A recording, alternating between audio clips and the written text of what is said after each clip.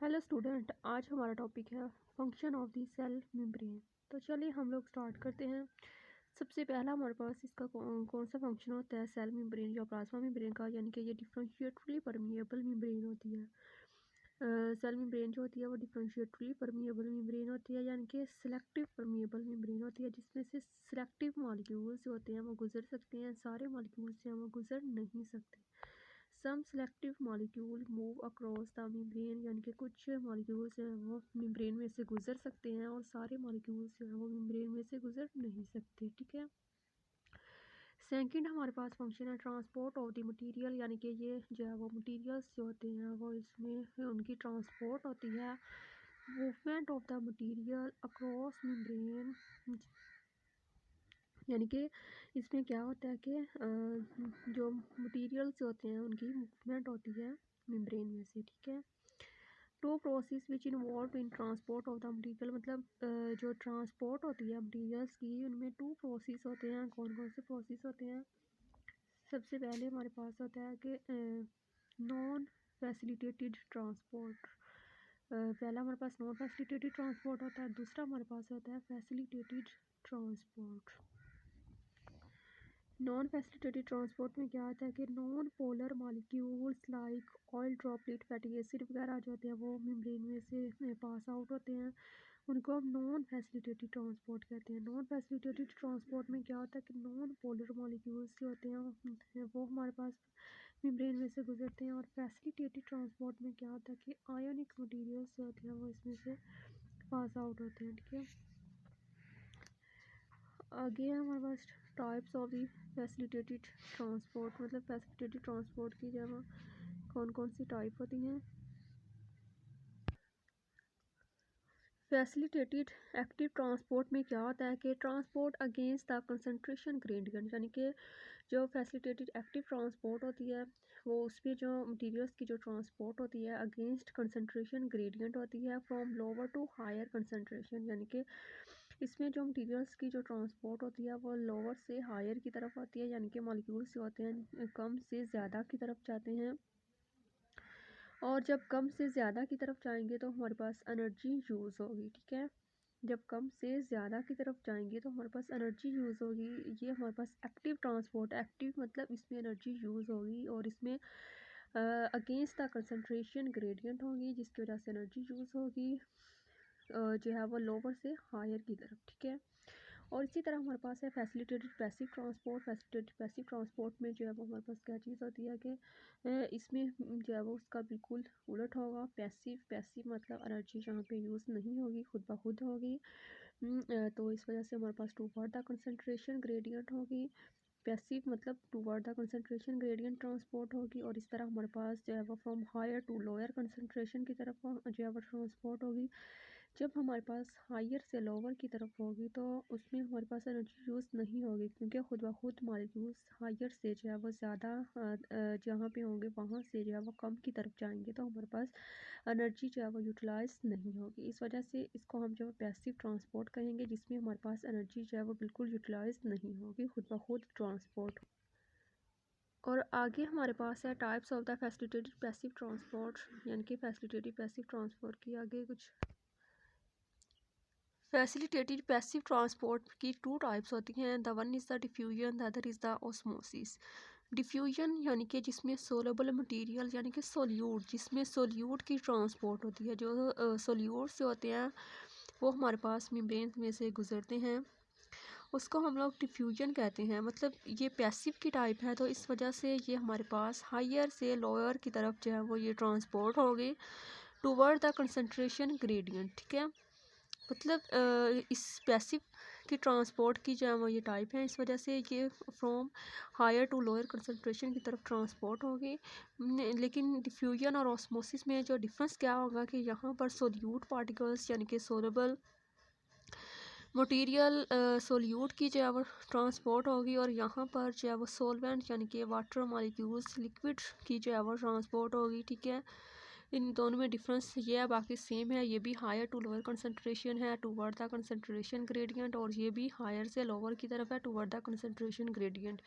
इसमें सोल्यूट की ट्रांसपोर्ट होती है और इसमें सोलवेंट की ट्रांसपोर्ट होती है। यहाँ पे हम लोग जो है वो देख सकते हैं कि किस तरह होती है ट्रांसपोर्ट ऑफ द मटेरियल।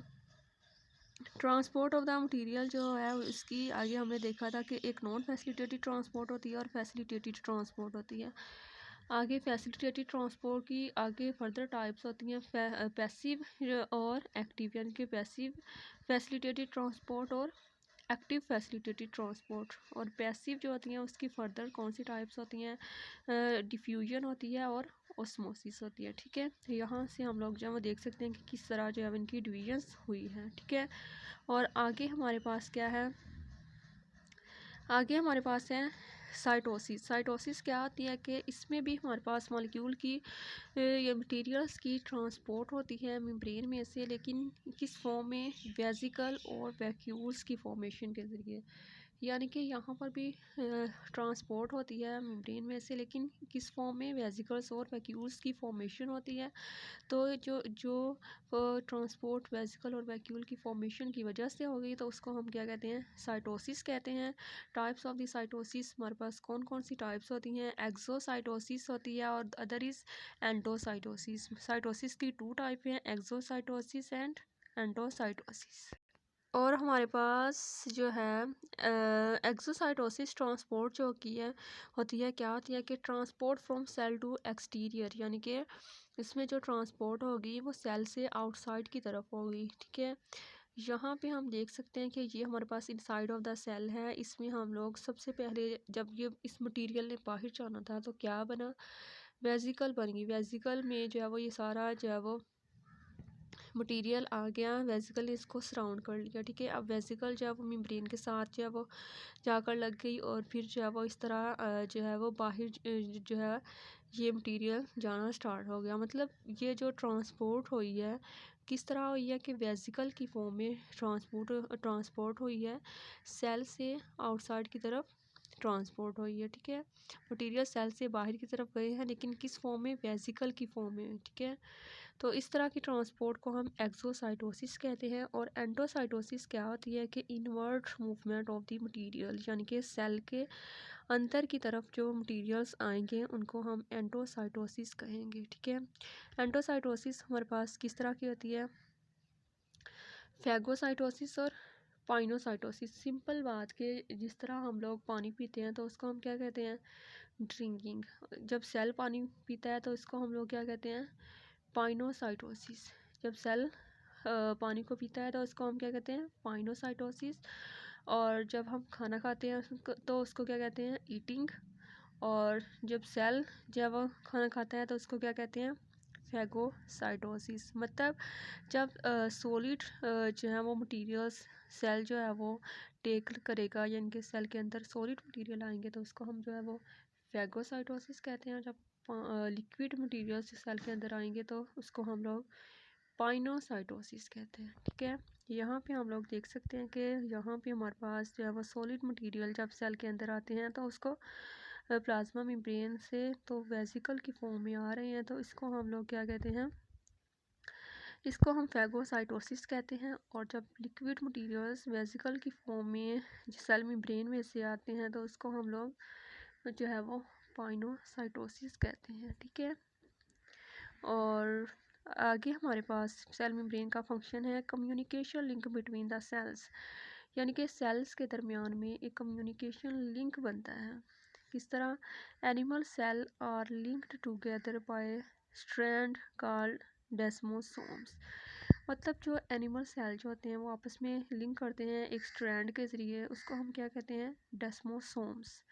ठीक है, एनिमल सेल आपस में जो लिंक करते हैं वो एक स्ट्रैंड के ज़रिए, उसको डेस्मोसोम्स कहते हैं। और जो प्लांट सेल एक दूसरे के साथ लिंक करते हैं उसको एक स्ट्रैंड के ज़रिए या म्यूरस चैनल्स के ज़रिए, तो उसको हम लोग क्या कहते हैं, प्लाज्मोडेस्माटा। ठीक है, जब एनिमल सेल को आपस में जो है वो लिंक करने के लिए जो एक हमारे पास एक स्ट्रैंड होता है उसको डेस्मोसोम्स कहते हैं। और प्लांट सेल में लिंक करने के लिए एक स्ट्रैंड होता है उसको हम प्लाज्मोडेस्माटा कहते हैं। ठीक है,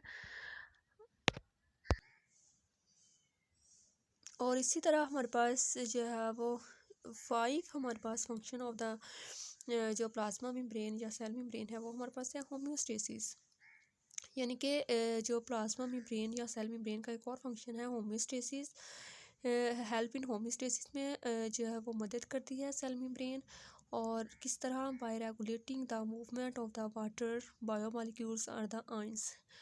यानी कि जो है वो मेम्ब्रेन में से जो है वो कुछ एक्स्ट्रा चीज़ें जो हैं वो बाहर आ जाती हैं।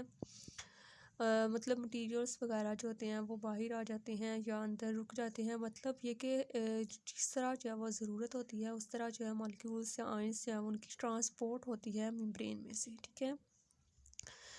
इस वजह से जो है वो ये रेगुलेट करती है movement of the water molecules को, और होम्योस्टेसिस में जो है वो ये हेल्प करती है, ठीक है। इसका एक फंक्शन हो गया हमारे पास होम्योस्टेसिस, ठीक है। आगे हमारे पास है मैकेनिकल सपोर्ट। अगला हमारे पास फंक्शन क्या है? Mechanical support. Plasma membrane is a flexible. Plasma membrane जो होती है वो उसमें इलास्टिसिटी होती है, फ्लेक्सिबल होती है। और हमारे पास क्या करती है ये? Provide mechanical support. फ्लेक्सिबल होती है जिसकी वजह से ये हमें क्या प्रोवाइड करती है? मैकेनिकल सपोर्ट प्रोवाइड करती है। प्लाज्मा मेम्ब्रेन जो है वो फ्लेक्सिबल होती है और हमें जो है वो मैकेनिकल सपोर्ट प्रोवाइड करती है। उम्मीद करती हूँ कि आपको समझ आ चुकी होगी। प्लीज़ हमारे चैनल को सब्सक्राइब करें ताकि इस तरह की वीडियोस का नोटिफिकेशन आप तक मिलता रहे। ओके, ठीक है, अल्लाह हाफिज़।